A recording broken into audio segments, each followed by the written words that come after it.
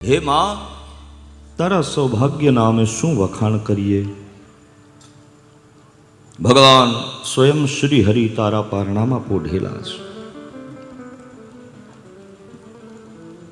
એનું પ્રમાણ છે, તારા આંગણે સ્વયં બ્રહ્માણી દહીં માગવા આવે, સ્વયં ઇન્દ્રાણી છાશ માગવા આવે. બપોરા કરવા ઇન્દ્ર બેઠો હોય, ઇન્દ્ર ઇન્દ્રાણીને કહે છાશ ખાવી છે. ઇન્દ્રાણી કે આપણે ત્યાં તો કઈ દુજાણા છે નહીં, એટલે છાશ લેવા તો બાબા નંદના ગોકુળમાં જવું પડે. આજે જમી લ્યો શાંતિથી, કાલે લઈ આવીશ. બીજા દિવસે ઇન્દ્રાણી એમ કહેવાય છે કે છાશ લેવા માટે બાબા નંદના નેહડે આવે છે. કેવી અદ્ભુત લીલા છે મહારાજ!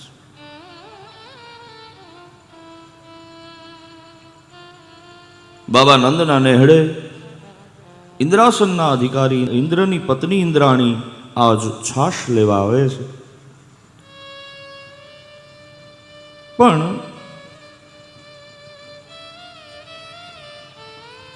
થોડીક મૂંઝાય છે. કોઈની ત્યાંથી મફતો મફત વસ્તુ લેવાય નહીં, એટલે ઇન્દ્રાણી મનમાં વિચાર કરે કે માં યશોદાને પૂછું, માં તમારા ઘરમાં કઈ કામ બાકી? કે હા, હંજવારી કાઢવાનું બાકી છે. ઇન્દ્રાણી નંદાલયના આંગણે હંજવારી કાઢે છે. ફળિયું સાફ કરે છે, ઓહરી સાફ કરે છે, રહોડા સાફ કરે છે.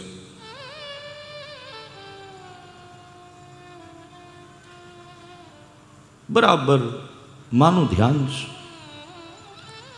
પોતાનું કામ પૂરું કરીને ઇન્દ્રાણી પછી પૂછે કે માં જોઈ લો સફાઈમાં કંઈ ઘટતું નથી. કે ના બરાબર છે, તારે હું જોઈશ? માં છાશ જોઈશ. આલે છાશ લઈ જા. ઇન્દ્રાણી છાશ લઈને જ્યાં બહાર જતી હતી ત્યાં સામેથી બ્રહ્માણી મળ્યા હતા કે તમે કે હું દહીં લેવા આવીશ. કવિ કાગ બાપુ આ ભાળે છે પોતાની નજરે, અને પછી એને કલમ ઉપડે છે. બ્રહ્માણી આવી અને માને પૂછે, માં દહીં લઈ જવું છે, પણ દહીં અમથે અમથું મફતો મફત લઈ જવાય નહીં. માં કઈ કામ હોય તો કયો. કે કાલ રાતના એઠા ઠામડા પીડ્યા છે, ઉટકી નાખી.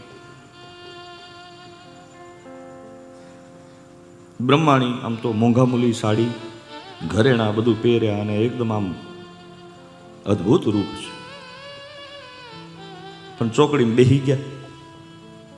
ઠામડા ઉટકતા ઉટકતા પછી કઈ તેદી તો હાબુ તો હતા નહીં, રાખ હતી.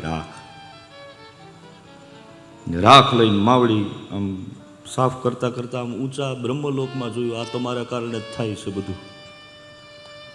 બોલો નારાયણ. એમાં બ્રહ્માણીની લટ થોડી એના મુખમંડલ ઉપર આવી. બ્રહ્માણી એને હટાવવા માટે ગયા અને ભાલમાં ત્રિપુંડ થઈ ગયું. ભસ્મ તો હાથમાં હતી જ. કવિરાજ કહે છે, માં તારા સૌભાગ્યના અમે શું વખાણ કરીએ? સ્વયં ઇન્દ્રાણી તારે ત્યાં હંજવારી કાઢતી હોય, સ્વયં બ્રહ્માણી તારા ઠામડા ઉટકતી હોય, તો તારા પારણામાં પોઢેલો કોઈ સામાન્ય નથી, જગતનો બાપ છે.